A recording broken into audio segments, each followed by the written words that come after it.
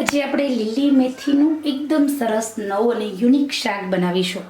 સૌથી પહેલાં લીલી મેથી લેવાની, એના પાન છે ચૂરબીટી અને પછી પાનને ધોઈ અને પછી છેલ્લે ઝીણા ઝીણા પાન સમારી લેવાના.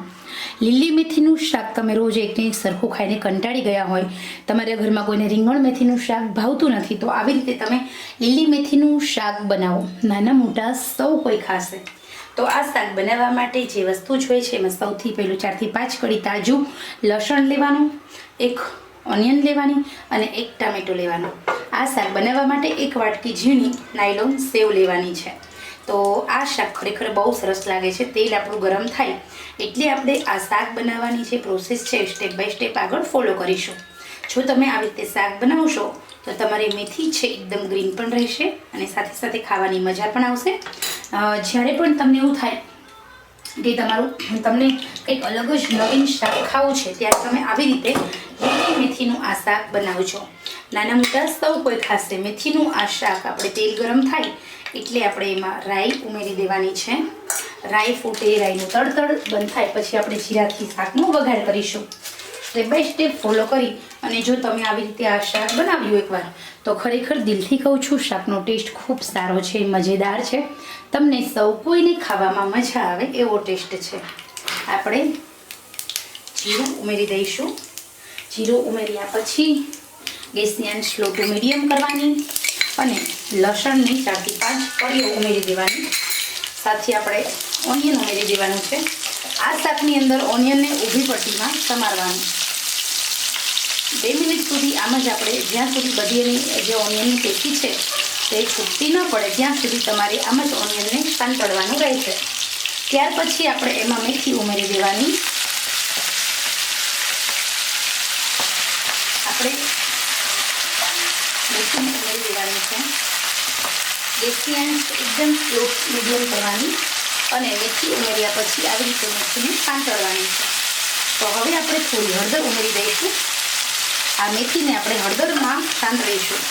અત્યારે મેં નમક નથી ઉમેર્યું. હળદરમાં સાંતળવાથી તમારી જે મેથી છે એનો ગ્રીન કલર એકદમ જળવાઈ રહે છે. બહુ વધારે નહીં, પરંતુ એક ચપટી જેટલી હળદર ફરજિયાત ઉમેરી દેવાની છે. હવે આ મેથીને આપણે આમ જ એકલા તેલમાં ચડવા દેવાની, જેના કારણે એનું જે મેથી હોય એનું પાણી પણ બળી જશે અને તમારું આ શાક બહુ ટેસ્ટી બને છે. અત્યારે આપણે એમાં થોડું પાણી ઉમેરવાનું છે, પરંતુ અત્યારે ઉમેરવાનું નથી. અત્યારે 3 થી 4 મિનિટ સુધી આપણે મેથીને આમ જ સાંતળવા દેવાની છે. તો હવે અહીંયા આપણે ગેસની આંચ 2 મિનિટ થઈ ગઈ છે, થોડી ફૂલ કરી દેવાની છે. આવી જ રીતે મેથીને એકદમ ફૂલ આંચે તેલમાં સાંતળીશું. શરૂઆતમાં ગેસની આંચ એકદમ સ્લો રાખવાની. 2 મિનિટ સુધી આપણે લીડ નથી કવર કરવાનું. આપણે મેથીને આમ જ ચડવા દેવાની છે.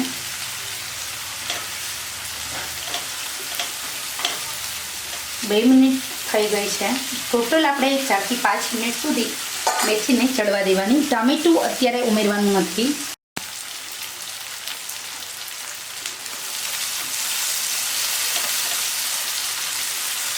અહીંયા તમારી મેથી એકદમ ગ્રીન પણ છે, સાથે તમારી મેથી હોય એકદમ જે નરમ થઈ જાય છે. તમે જ્યારે પણ સબ્જી બનાવો છો ત્યારે એ નરમ બિલકુલ થઈ નથી.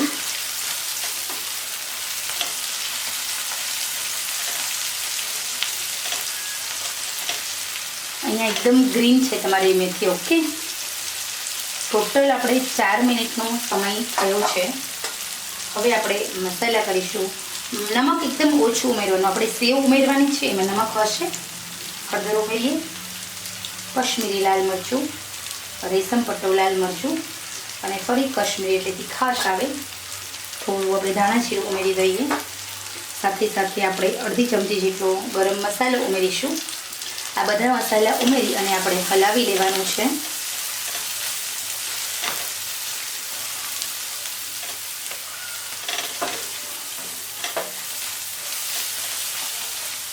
હવે આપણે એમાં ટામેટું ઉમેરી દઈએ. એક આખું મોટું ટામેટું લેવાનું અને ઉમેરી દેવાનું છે. હલાવી લેવાનું છે. અને હવે પાણી ઉમેરવાનું. ટામેટું ઉમેર્યા પછી 1 મિનિટ સુધી હલાવી અને અડધો ગ્લાસ જેટલું પાણી ઉમેરી અને ટામેટાને પણ આપણે કાચું નથી રાખવાનું. અડધો ગ્લાસ પાણી ઉમેરી દીધા પછી આપણે હલાવી દેવાનું છે. અને ચડવા દેવાનું છે.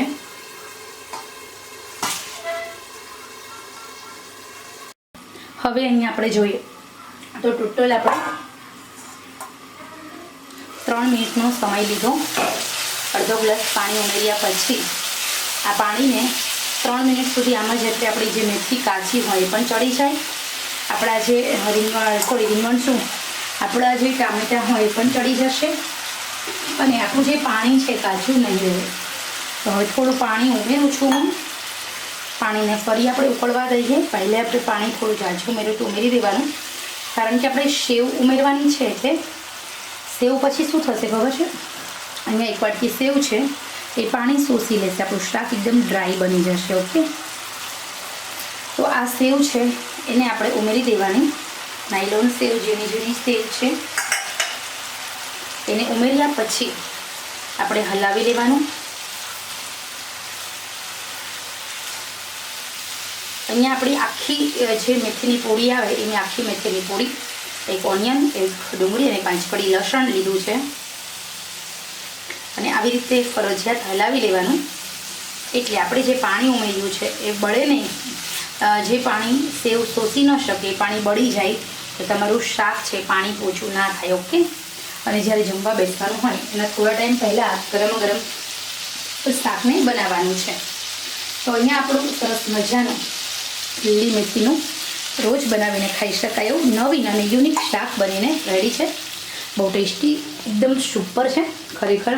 આપ સૌને આ શાક બનાવવાની રેસીપી કેવી લાગી છે ચોક્કસ મને કોમેન્ટ બોક્સમાં જણાવજો. લીલી મેથીનું આ નવું શાક છે, એકદમ સરસ મજાનું છે, ફટાફટ બની જાય છે, ટેસ્ટી છે, યુનિક છે, ઓછી મહેનતમાં બને છે અને સાથે સાથે ફાળું છે. ખરેખર લીલી મેથી છે એનું શાક જો તમે આવી રીતે બનાવશો તો રીંગણ મેથીના શાકને પણ સાઈડ પર રાખી દેશે એવું બને છે. આ શાક પરાઠા અને રોટી સાથે બહુ સરસ લાગે છે.